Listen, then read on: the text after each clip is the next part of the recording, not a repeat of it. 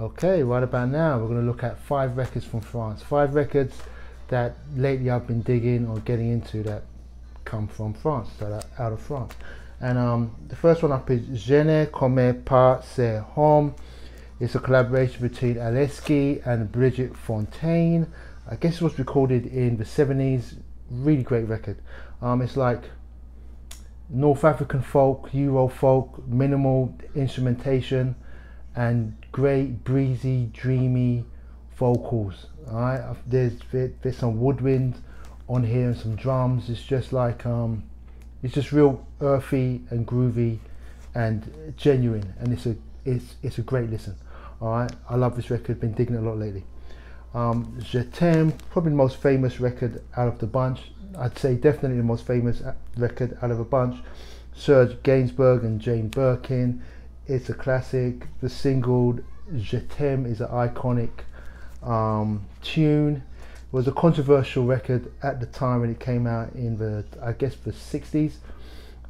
It seems tame by today's standards, but at the time it was a controversial record because of the sexually explicit tone, I guess. But great album and well produced and just tight and just rhythmic and just brilliant.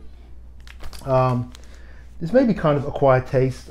I like this record. Francois Beranger. It's like it's I don't want to say an inconsistent record, but it bounces around quite a bit. But at its theme, it's proggy.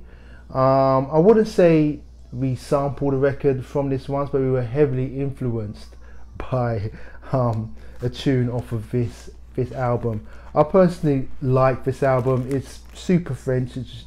You feel like you're sipping bourbon in a French cafe in 1974, wearing a leather jacket and wearing a moustache too, when you're listening to this record. I personally dig it. It is acquired taste though, I give it that. Guillaume Foutard, Afro jazz vibes, cool Afro jazz from the late 70s. It's another one that has like a North African influence to it. Great record. Can't really say much more beyond that. It's just grooves, Afro jazz, and it's in its element, or it puts you in a good element. Janko Nilovic chorus. It's a bit of a curveball because he's not actually from France, but he's lived in Paris since like the 60s, and it's on a French label. Great dusty, groovy album, earthy, and with great vocals and great music on here. It's a must. 5 from France.